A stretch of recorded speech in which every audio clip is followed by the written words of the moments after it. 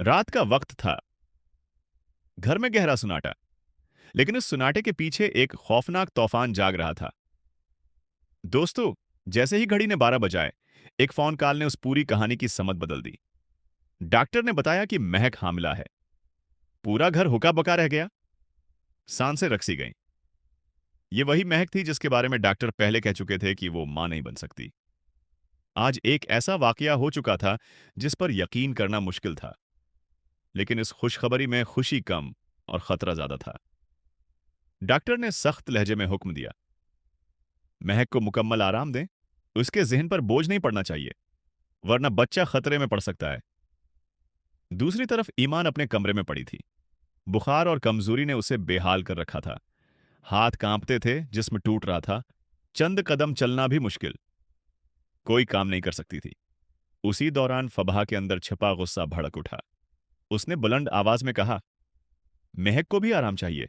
ईमान भी कुछ नहीं करेगी, फिर उस घर का काम कौन करेगा? मैं क्यों? मेरा आराम कोई नहीं देखता? मुझे भी थकन होती है, मुझे भी दर्द होता है। घर का माहौल एक लम्हे में तनाव से भर गया। आसिफ इनकल सब देखते रहे, मगर बोल ना सके। अनबर की मौत ने उनके दिल में एक ऐसी खामोशी पैदा कर दी थी जिस पर अब कोई लफ्ज असर नहीं करता। और फिर असल तमाशा शुरू हुआ। महक आंखें मूंदे बस्तर पर लेटी थी, मगर चेहरे पर एक अजीब सी मुस्कुराहट।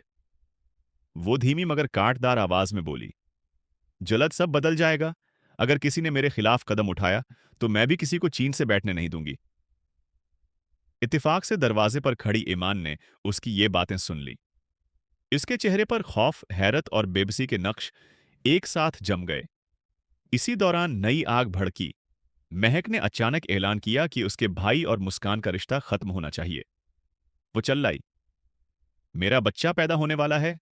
मैं नहीं चाहती कि मुस्कान उस घर का हिस्सा बने। ये रिश्ता अभी खत्म करो। मुस्कान रो पड़ी। राहीम के हाथ कांप गए। रिश्ता टूटने के दहाने पर आ गया। घर की बुनियादें लरजने लगीं। और फिर वो लम्हा आया जिसने सब कुछ रोक दिया। शाहोयर घर में दाखिल हुआ। चेहरे पर गुस्सा, थिकन, दुख और सवाल। वो सीधा महक के सामने खड़ा हो गया। उसकी आवाज कांप रही थी, मगर लहजा सख्त। महक, क्या ये सब सच है, या तुमने एक नया खेल शुरू कर दिया है? महक ने आंखें खोलकर उसकी तरफ देखा। चेहरे पर वही पुराने राज। और मंजर सियाह हो गया। किस्त खत्म। आने वाले दिनों में महक अपने हमल को ढाल बनाकर ईमान और फबहा के खिलाफ नए हथकंडे इस्तेमाल करेगी। राहीम और मुस्कान का रिश्ता टूट भी सकता है, मगर अगर वो मुकाबला करें तो हकीकत सामने आ सकती है। शाहो यर ईमान का साथ दे सकता है, जिससे महक की परेशानी बढ़ जाएगी।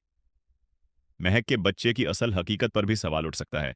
कहानी का रुख बदल सकता है। अगली किस्त के झटकेदार मनाजिर। महक के पीठ का बच्चा सच है या धोखा? राज खुलने के करीब है। ईमान टूटकर उठेगी और घर का हर रिश्ता हल जाएगा। शाहो यर का फैसला सब कुछ बदल देगा। किसे मिलेगा इंसाफ?